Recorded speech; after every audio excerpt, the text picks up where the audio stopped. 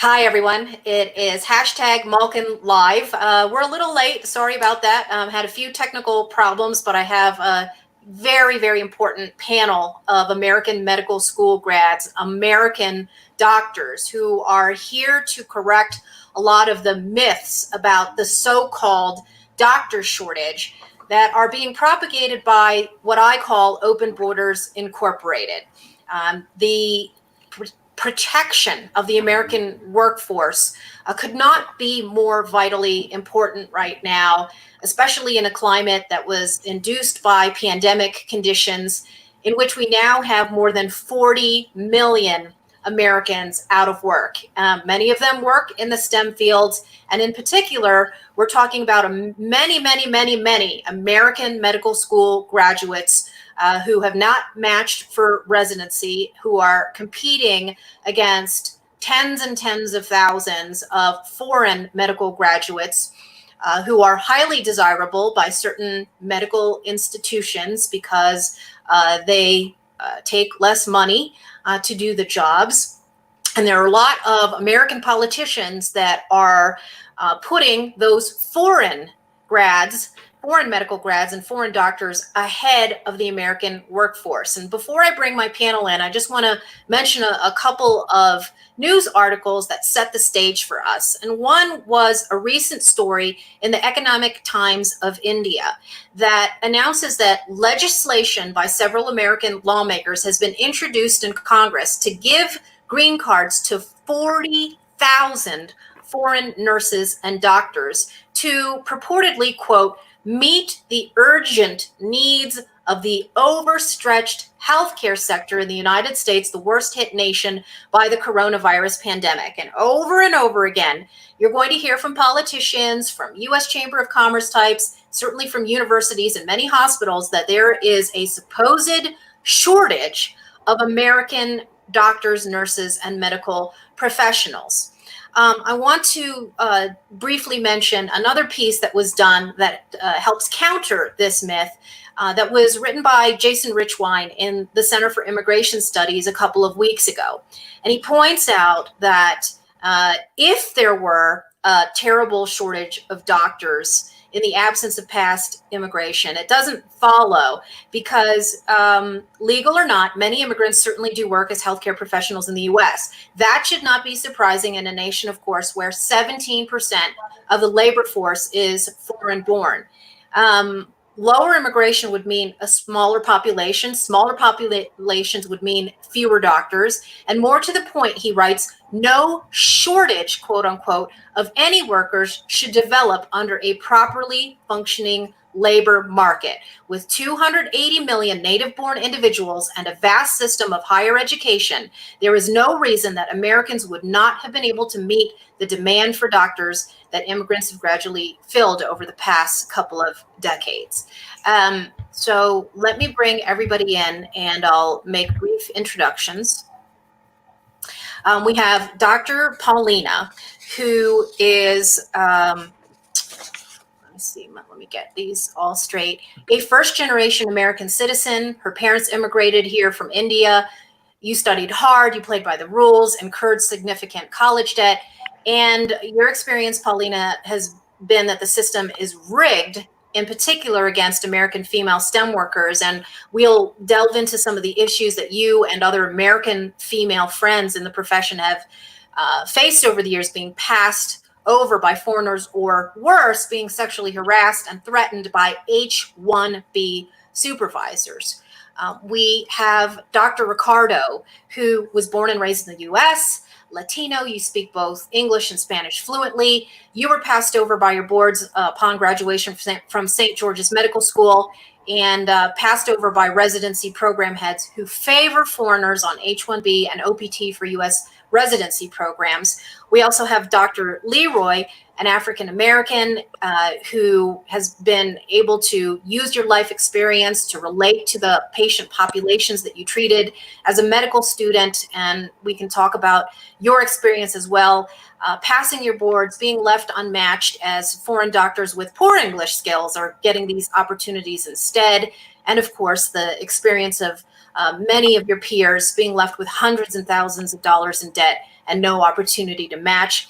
And finally, we are also joined by Dr. Emily, who has a very similar experience.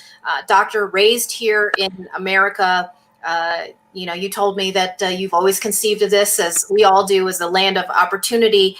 You had matched for residency and then tried to switch specialties, and we can talk about that as well. I'm going to open this up and throw this out here. The reason why your perspective is so important right now is because there is a huge pitched battle right now in the Beltway swamp over whether to expand the existing executive order that President Trump signed in the wake of all of the pandemic economic disruption to freeze certain immigration programs to protect American workers first.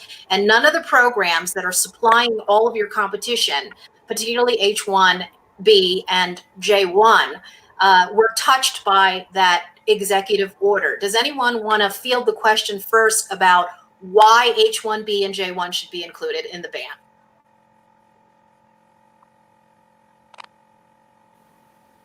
Sure, I'll take a stab at it. All right, I'm batting it in, Ashley, Dr. go ahead. Ricardo. Okay. Well, so these visas that you mentioned should be included in the ban, and like you said earlier, there's a lot of politicians out there like Chris Coons, Senator Durbin, Senator Perdue, that have this false understanding that there's a shortage of physicians, and we need to pump in physicians from foreign countries into our system. I've got some numbers that prove otherwise, and they're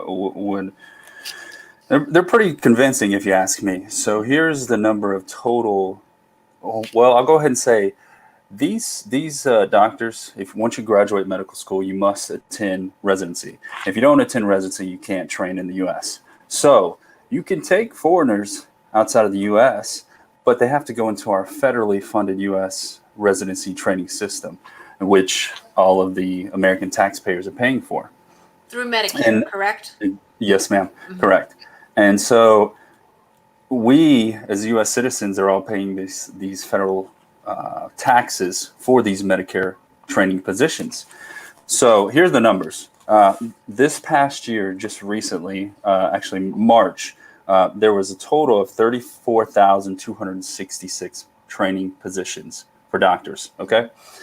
So we had 33,887 matched physicians, which only left, just north of 1,000 free training positions. So what are you going to do with all those 40,000 plus foreigners when you have U.S. doctors, thousands might I add, just to be precise, we had 5,717 U.S. citizens go and match this year. So if you could do math, you could see those numbers are convincing and tell you a different story. These politicians don't know what they're talking about. They want to pump in foreigners from other countries and play the political hero. I assume maybe because it's election year. I'm not certain. Maybe I'll let Dr. Paulina and Emily chime in, and Leroy. Yeah. So in summary, we had 5,000 American people who did not get a job, who now face extreme burden of costs of living and our loan payments. And we pumped in at least 5,000, if not almost 10,000 foreigners. So again, there is no shortage. We have thousands of people that are our own people who, I want my own people first, always. And there is no legislation. There's no reason for these people getting visas over us because we can easily meet the demand. And I don't know how they even get past the system of requiring proof that there isn't enough American people to do the same job and get paid the same amount. Yeah. So, just to explain to people 101, and anybody can take this. So you graduate from medical school, you are qualified, you have good academic records. I want to make sure that people understand that if you don't match, it doesn't mean that you were not qualified for a residency position. Is that correct? That's correct. Correct. So it And does Yes. like not I mean said, that you're not qualified. I was in residency already, so I know I'm qualified and I know I'm, high quality. And again, it I don't even want to even have these people even competing with me, because we know we are certified and we all are, even to get into medical school, only 5% of all the applicants who apply to medical school get in. They've already sifted us out multiple times. That's a And really then good pass point. every single exam. To pass every single exam requires so much skill that you wouldn't be able to pass those exams to even if you weren't qualified or able. Yes. So just to make this clear, there's been investments obviously on your end. You've all gone into hundreds of thousands of dollars of debt, and each of the medical schools that has, of course, invested itself in your education. You're churning out thousands and thousands of certified and trained American medical professionals who, I mean, there's this phrase, staple a green card to an F1 foreign student visa diploma, right? But essentially, what they're stapling to the diploma of US citizen doctors is like a knife in your backs. It is. So I'd like to chime in here, and I like Yes. to say the biggest problem that we have is that we have a system I that's just completely believe open to the that they entire need to world. show that there aren't enough American people before they even give a visa person a job. And there are Yes. plenty of American people. And this isn't even a competition. We shouldn't even be competing against foreign people, especially when, like you said, we've jumped through every And hoop. that's right. You've already And I think invested in our medical schooling, and now we are here to serve and we can't serve. And now we're investing in foreign doctors for what? Right. I want to throw it to Dr. Emily. I don't know if you can hear Dr. Leroy, but he was in the middle of a thought. Continue, Dr. Leroy. yes. So what I was going to say, I would like to, lay the groundwork here and establish how the model of medical education works in the United States. Perfect. It's very unusual compared to other professions. You can look at law, you can look at nursing, all these professions. When you graduate from your academic training, you're qualified for a license. Uh, After graduating from medical school, you're a relative teenager, so to speak. You are not eligible to be licensed until you go into a residency program. There is no other profession that graduates somebody after thousands of hours of blood, sweat, and tears investing in learning something, and then you can't get a residency, and you are at least 250, $300,000 in debt at that point. So this is an abridged system of training and education whereby the access to that capstone level of training should and must be protected in order to protect American interests. We cannot open that final stage in which Americans will be finally licensed to the entire world without some kind of priority to protect American interests. And I say it's American interest because this is funded by Medicare dollars, which are US taxpayer dollars.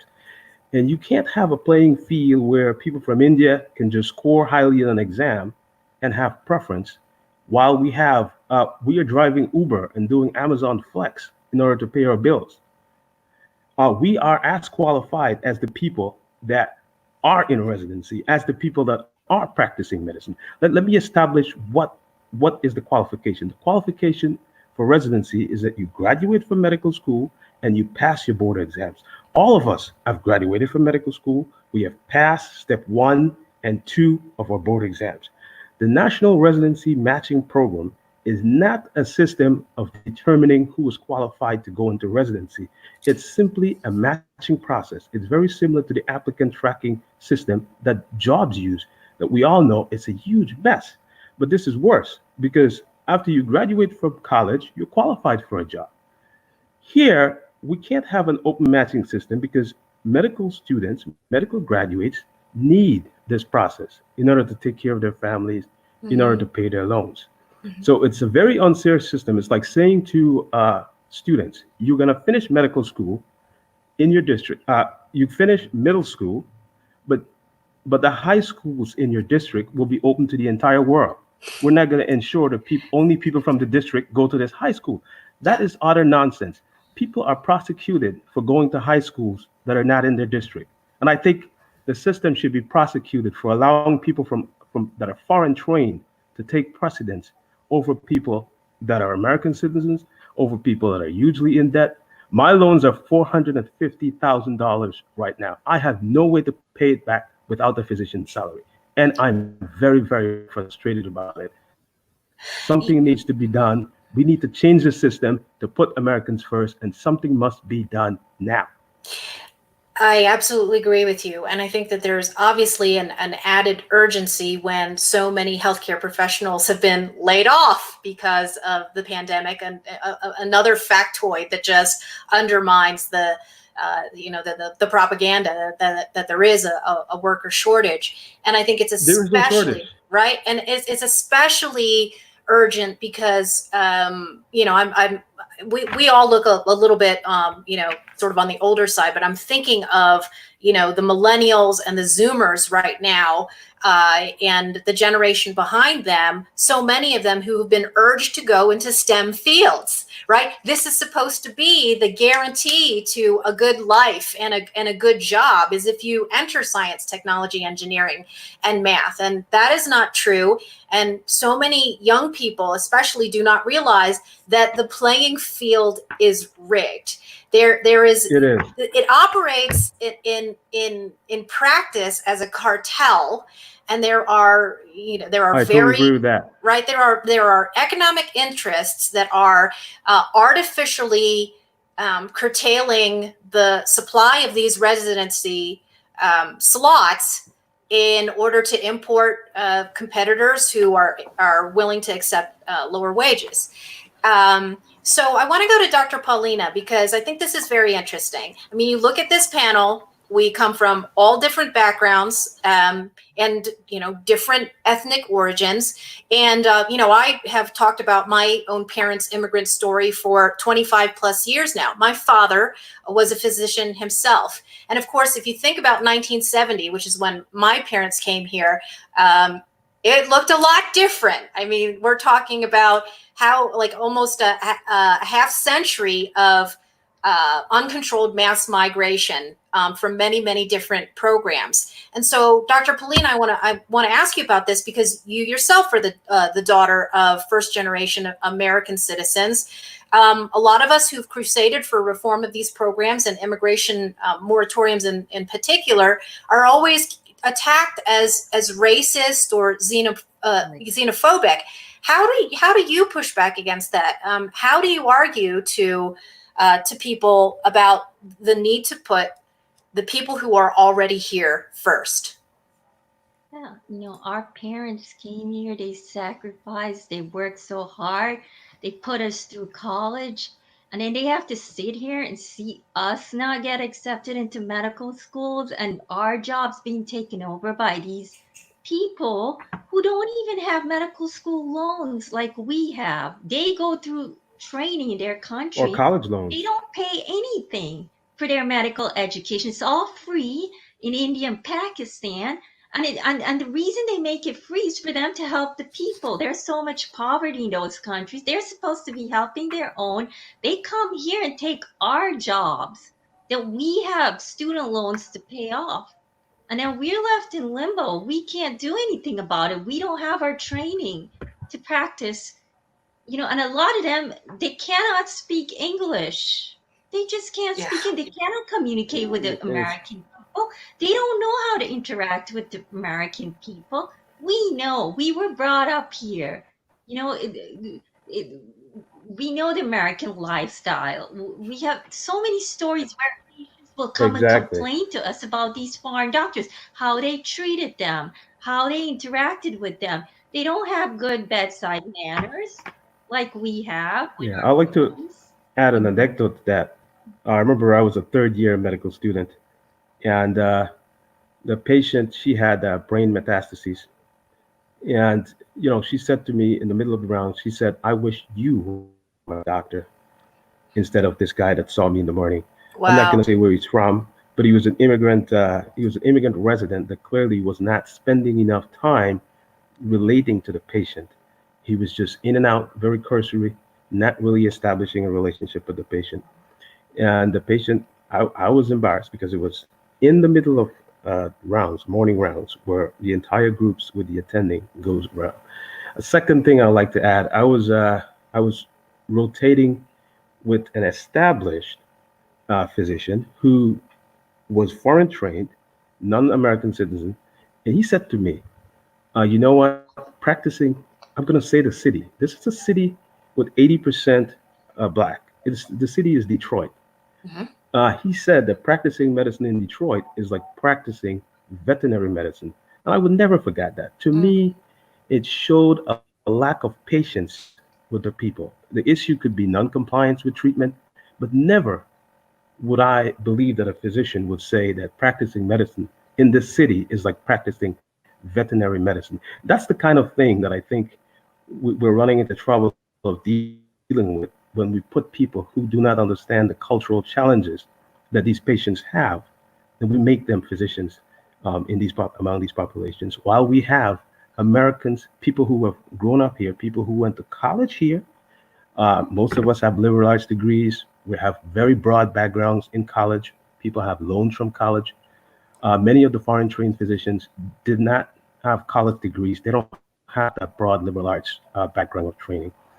And so we have that in addition to our medical training right here. And I would like to emphasize that because you're not matched, it says nothing about your intelligence. It says nothing about your qualifications. It might actually say otherwise. The match was established to do just that, to match a program with a residence. And it's not Right. working right now. Right. The National Board of Medical Exams establish who's qualified, and those boards all established that we have qualified. We've passed our board exams. Now, some programs are distinguishing between first times pass and second time pass. I think that should be illegal because the board exams, the statisticians that assess the test as a measuring device, they have said nothing about a second time pass being Leroy, I don't know if you inferior can. Yeah, I don't know if you can hear me, but your audio is fading first out. time Yeah, your pass. audio is fading out. So see if you can try and fix that. Otherwise, Yeah, I Leroy's. believe if we want to make that argument, the utility of a second There we time go. pass being possibly inferior to a first time pass. I think it's totally false to even suppose that. And residency program directors should be banned from discriminating against applicants based upon first time pass and second time pass. A pass is a pass. As a matter of fact, if you pass the second time, you work twice as hard, and I'll wager that you understand the material better than the person that passed it the first time. Fact of the matter is, the National Board of Medical Examiners, which is the authority that determines that you're qualified, Hmm. allows you to take the exam the second time, and these people should be allowed to match. And they are looking at foreign graduates who take the exam for the first time, and they get these extremely high scores. I still don't think that is fair because, like my analogy that I made between middle school and high school, we have established that high school is essential for proper functioning in society. So it is with residency. The PGY 1 year is essential for the independent practice of a physician. Access to that stage of Gotcha. education must be protected, and it's ridiculous not to protect it. It's protected in every other country. In the United Kingdom, in Australia, they protect access to that final crucial stage of training. Americans are selling out this country. It's in medicine, it's in graduate school. I've seen it at the postdoctoral level, and I can go on and on. It Yes. is a sellout, and Yes. it must stop. Definitely. I just want to add here a national security a national security angle as well. And there have been a couple of stories in the news and over the last couple of months. I'm sure you all saw that there was a Pakistani doctor who was on an H-1B at the Mayo Clinic, who was arrested recently for planning terrorism in Minnesota. and had come over here to train. And he was training in a very different field than the one we thought he was going to be. And then the recent announcements of charges against many researchers at Harvard, for example, the head of the chemistry department there, Charles Lieber, who allegedly lied about taking money from the Chinese government, establishing a lab overseas. And one of the Chinese alleged agents that was either grooming him or working with him worked in a research facility at a hospital in Boston and was here on a J1. So I don't know if somebody wants to take this, and I'll just sort of just describe it, but there are so many different avenues for foreign competitors to get into the country. And H-1B reached prominence on the public radar as the means for Silicon Valley to import tech workers, IT workers primarily, but H-1Bs are also being employed as doctors. And then the J1 program, which most people know is a cultural exchange program, has turned into this limitless pipeline too, because unlike H-1B, there are no limits on J1. Is that all your understanding as well? Yeah, yeah, I agree with exactly what you said, Michelle.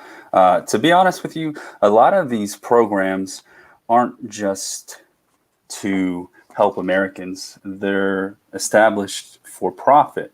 So, for example, and this isn't just within the medical space, it's in the IT space, it's in the engineer space. So everybody's affected by this. This isn't just a medical professional issue.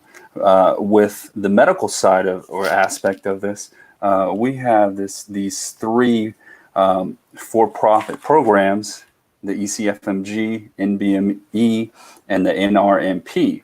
Well, recently, the ECFMG CEO or president, Dr. Pinsky, came out and said that, we have all these American doctors, but we have to be careful of the quality of these doctors. Yet they're technically qualified to enter these training programs.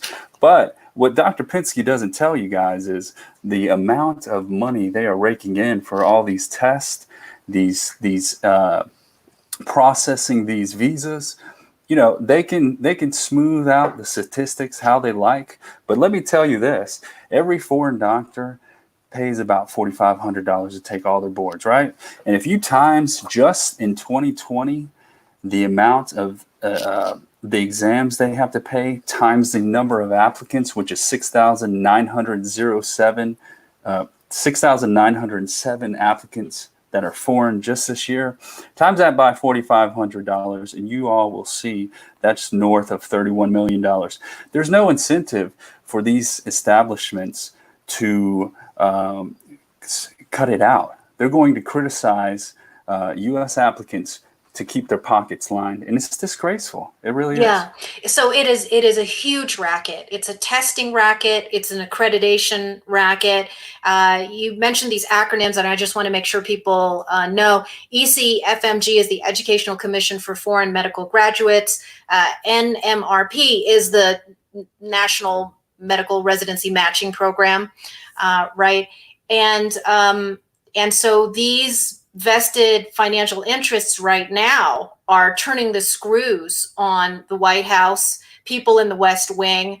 And although President Trump he won office on protecting American workers and protecting American citizens, there are people that are very close to him. And yes, I always name names, but it's the Jared Kushner wing within the administration. And then a lot of the aides that work with him that do the bidding, particularly of the university lobby and Silicon Valley for that matter. And the universities have been cranking up big time on this too, and deriding and demeaning the American workforce. One question I wanted to throw out there as well is many people in my core audience, I wrote a book called Sold Out in 2015 that talked about the abuse of the H-1B program. it is working as intended. I mean, that's the problem. But many people became aware when the Disney workers were fired that the American workers were being forced to train their foreign replacements. Is there any kind of parallel to that that's going on in the medical profession? Anyone want to weigh in? Have you had familiarity with that? Have you witnessed that? I think I've had some experience even when I was a third year of, residents approaching me, Mm-hmm. more about cultural aspects, how to do routine things that might involve social work. A lot of the new residents they're not immediately familiar with how systems work, things that a first year medical students will be immediately familiar with. And so, in essence, yes, you have to train them. And I expect, even though as a third year, I think as a first year resident, they will have to do more of that kind of training. Just it's somewhat like when you call for service support, and the person is somewhere outside of the country, and they're absolutely clueless about how life is in America. That's my analogy to how it feels. That is a really interesting point, because over and over again, in defense of uncontrolled mass migration, it is said that diversity is the strength. But if the native population of medical school grads is having to essentially hold the hands of foreign medical school students and grads, to get them to understand sort of basic cultural norms in the country, let alone the language problems. And I want to talk about this too, because it's not some small problem to be able to communicate, whether you're talking about, vital medicines that could spell the difference between life and death, and also just mastery of being able to communicate clearly and in a compassionate way about complex medical issues. Is that something that any of you sort of encountered in your experience so far? I would, Yeah. Mm-hmm. Ash, Emily? sorry. Yeah, either of I you. was I've to had talk. experiences here too with, we're at this hospital. They were Mhm. taking, I think, a lot of Saudi doctors, Arabs, and there was a time when they were. Now they stopped the visa, but the nurses would complain to me that, they can't understand what they're saying. They can't speak English. And I'm in Utica. It's predominantly, all American, area. There are not many immigrants who live here, and the nurses are complaining. Just imagine the patients, Yeah, what they're going through, you yeah, know? yeah. Good point. Hey, Michelle, I wanted to Mhm. just chime in.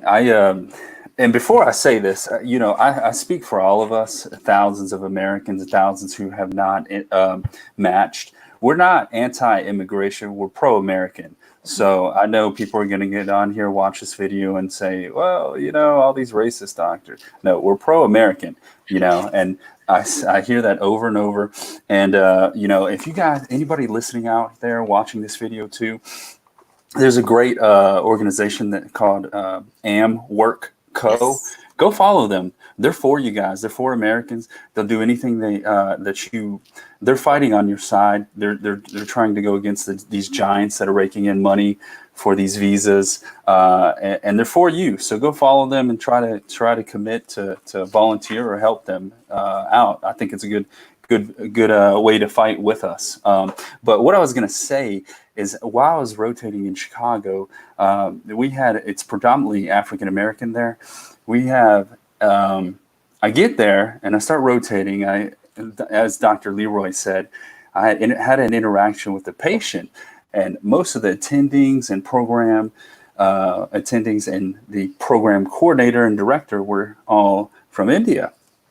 And so the guy looks at me and says, "Man, I'd rather have you as the doctor." I said, "Well, I'm not, I'm sorry. I'm just a medical training student." So, but if you look around at a lot of these programs, what happens is, from the top down to the bottom, the top is established with a bunch by visas, essentially. So the people making the calls and pulling the strings, those are the folks that are hiring and have the say-so to who enters into these training programs. So it's a systematic problem, not just within medicine, but within IT, every single job field out there that you can imagine.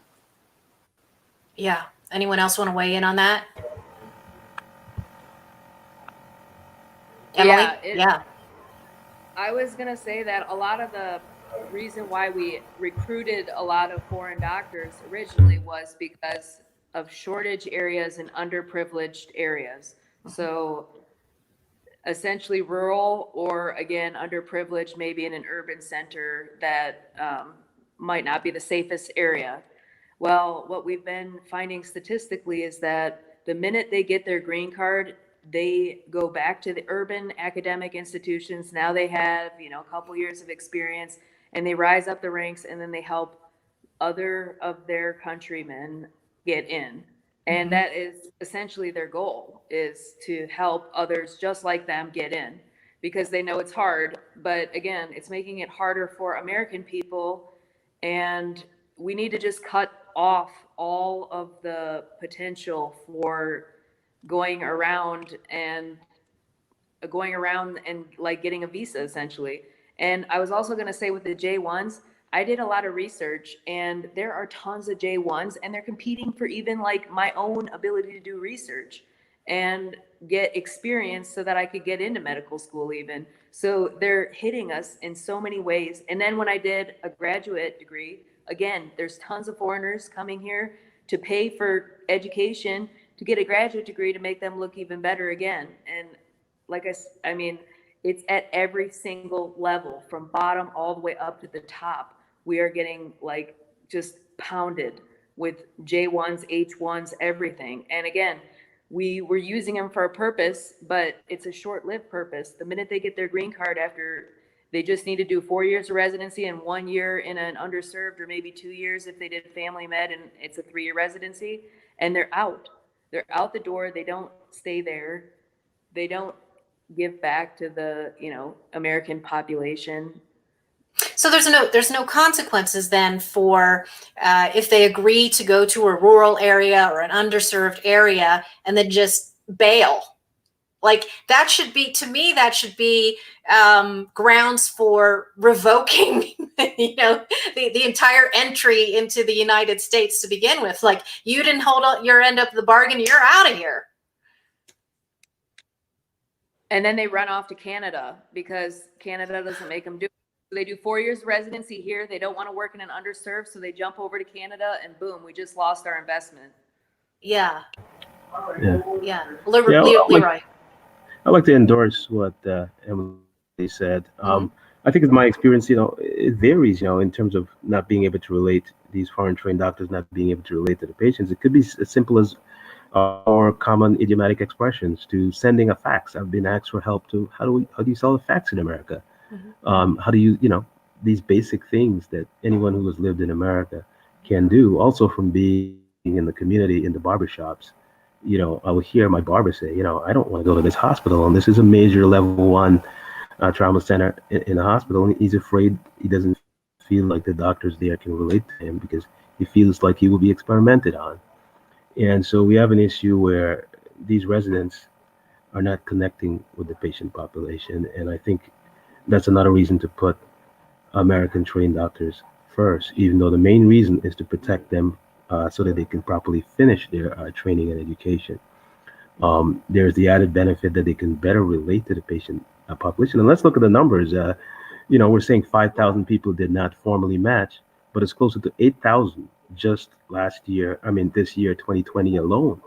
And then that's being compounded every year. So there's no shortage of qualified American medical graduates or American citizen graduates for residency. There are thousands of us, at least 10 to 20,000 people that are ready to go into residency. There's no need at this point to import people on H1 and J1 visas. And I would therefore support at least a temporary ban on those visas so that we can give priority to American citizens who are, let me emphasize, who are qualified for these positions. Right. I mean, at the very least, turning off the spigot and, letting there be a pause, a breathing period, Exactly.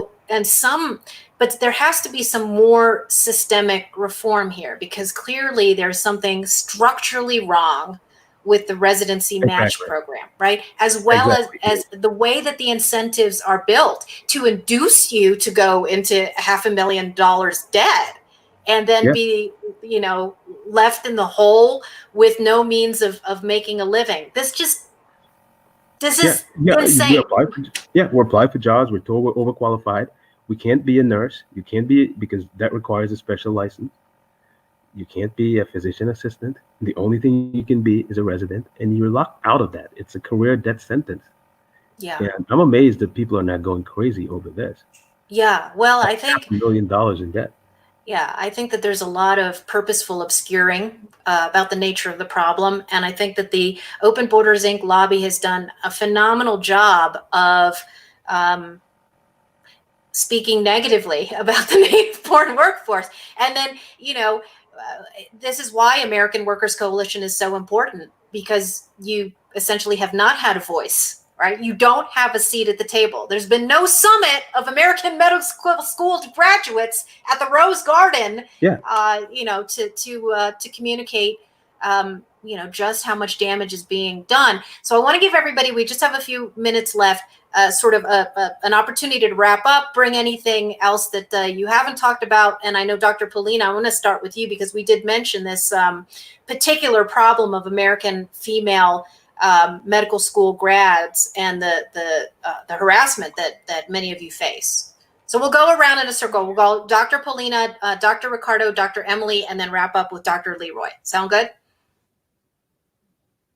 Okay. So I just like to mention that I have two friends of mine. You know, they were let go from the residency programs because they complained about sexual harassment from, I think it was a Pakistani doctor, two different scenarios, and they went and complained about it, and they were let go. And you know, one of my friends, she's Asian American, the other one is Caucasian American, and you know, it's happening, you know, and this is not the only stories. I've heard guys even complain about their female friends being sexually harassed by these program directors who are foreigners from, you know, Arab countries and India, Pakistan, all those countries. They just don't have respect for women in Mm-hmm. the workforce, you know. Mm-hmm. it, there's no professionalism. And It would I've be nice. experienced it too in medical school. You know, when I was doing one of my rotations, I was a victim too. You Mm-hmm. know, so I know what they're going through. And then having to lose their residency and not being able to match again. One of my friends was suicidal because of it. She has high scores. You know, it's just pathetic, very pathetic situation. It's a shame. And I think that those stories should be brought before Congress. And you would think that Democratic champions of female empowerment and feminism would be concerned about it, right? You would think they would. Thank you for that. Dr. Ricardo. Yeah, thanks for having us, Michelle. I appreciate your platform. You know, again, I just want to echo what all of us have said. We're just four doctors. We represent not just the thousands of American citizens within the U.S. that have not matched or are jobless. We represent you all that are American citizens and are jobless because of visa displacement. This is a systematic problem for these corporations who are money hungry. They just care about monetary gains in their bank accounts, and they don't care about yours. And so they're going to keep processing these visas unless our politicians and congressmen and senators listen up and start listening to the American people. So I encourage everybody to go out there and vote, and you know, vote for people who are on your side, who are pro-American, and you know, that's the way to go. And follow Work Co on Twitter because they are on your side. They're doing great things for you guys, and I appreciate it. And thanks again. Thank you. Dr. Emily. Thank you so much, Michelle. You hit the nail on the head with all the issues that you bring up. You know, why is medical education costing $500,000? Why are these people who are foreign born somehow sliding in when we don't even need them or even need, you know, any of the visas when we can provide for our own, especially because of our educations, just like, trained us so well educationally on all fields. And I just want to say again, thank you for having us and for the platform because we do need a voice. There's so much I want to change, like really want to change Yeah. about this. And Yeah. I would go all the way, if I had the connections and I could do it, there are so many things that I would change right now that would help all American people's children, grandchildren, all along, down the road, because we do need to look after each other. Everybody that's an American citizen needs to look after each other. And we do want other American people to take care of us. Yeah. Yeah. Hey, Michelle, can I add in one more quick thing I forgot Yes, to say? please. So, if you guys are interested to see what kind of stress and chaos this causes to a lot of American citizens, I urge you to Google the name Liam Sunderman. She's a physician. A lot of these doctors, as you can see, we're all probably in our mid 30s, close to 40 years old. And if you can imagine, women have their biological clock. A lot of them are more conscious about having families, giving birth, the typical American dream. Lee was somebody who had excellent scores, went to, just had a great background, and she could not get into residency. Ultimately, sad outcome, she committed suicide. But, and I look on the match list or statistics this year, she was wanting to get orthopedic surgery. It's a competitive field, but she had great scores. I don't, and I look and I find, I believe if I recall correctly, 6 or 7 foreign doctors got orthopedic surgery. Why could she not get orthopedic surgery? We have this U.S. citizen getting turned around or denied, and she commits suicide as a result. And if you don't feel sad about that, and that doesn't stroke your heart or touch your, generate some kind of feelings, and you're bitter about the story that we're trying to tell you, something's wrong. We've got Spell to her change name. the system. Spell her name for Uh, me. I believe it's Liegh and then Sunderman, Sundem or Uem. I'm sorry, I don't have it right in front of me. Okay. But you I'm just gonna add a banner I, here. I can Google it real quick for you, and Okay. I'll type it in. Okay. Dr. Leroy. Yes, well, thank you once again, Ms. Malkin, for having us on your show. We really appreciate it because, like you said, we haven't had a voice. Most of the time, people find out that you're not matched. They try to think that it's your fault because you're not matched. But the fact is, as we've identified, is that we're all qualified and we're being sidelined because the system has literally become an anachronism. It was developed in a time when there were about 2 spots for American citizen graduates. And without explicit prioritization in the system, you could have been fairly certain that an American citizen graduate would have matched. But now, because there has been talk of shortages, medical schools have responded. There have been more medical schools. Medical schools have increased their class sizes, and it's now closer to 1.2 spots per graduate. But when you add the matching system, the odds that Americans will go unmatched is too high not to have a system of explicit prioritization to ensure a match for qualified American citizen graduates. And what we have a relatively subjective system of ranking so that you can match, but people rank people subjectively based upon whether or not they will fit in to a program. And this is, it could be cultural similarity. And if you have a program where the program director and most of the residents originally went to school in Bombay or somewhere in India, they will subjectively vote for on the admission committee people that are foreign like themselves. And so subjectively, we are sidelining Americans that way. In that way, the system is broken and it needs to be fixed in the long term. But while that will take maybe legislative action, uh, enforce upon the ACGME, which is the American Council for Graduate Medical Education, to ensure that there is a system of prioritizing American graduates so they can finish this capstone part of their training which is essential for them to practice, just as though we allow people to finish high school and we don't allow people from other countries to compete with them. In the meantime, what needs to be done so that those of us who have sacrificed the best years of our life, our 20s and our 30s, the peak of our lives, we have spent thousands of hours studying, going to college, going to medical school, and qualifying for these residency programs. It is not Yes. fair for us to be driving Uber. It's a waste of our lives. I was valedictorian of my high school. I was not, playing around. I had a 3.9 GPA graduating, and I have to drive Uber. That's not fair. So, in the meantime, I would support a ban on these J1 and H1B visas so that we can mop up the people that are currently unmatched. And there are at least 20,000 qualified American graduates who have no other way of of capstoning their training so that they can enter these residency programs. And I think that will solve the problem. Thank you very much Thank once you. again. Thank you, all of you. This was such a great discussion. I think it's a seminar that needs to happen in the public square.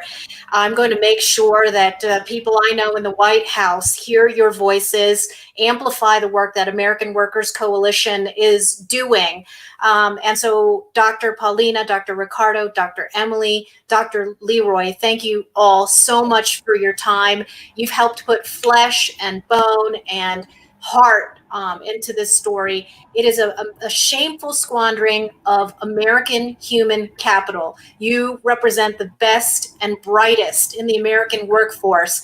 And we hope that President Trump is going to listen. We hope that he does, in fact, expand the ban, hashtag expand the ban. And I'm urging all of the people who follow me on Twitter and YouTube to share this video. I'll be sharing sound bites from our conversation as well, and make sure that your elected officials hear from you and that they represent America first and not the rest of the world. Thanks, everybody. Thank you. Yeah. Take Thank you very much.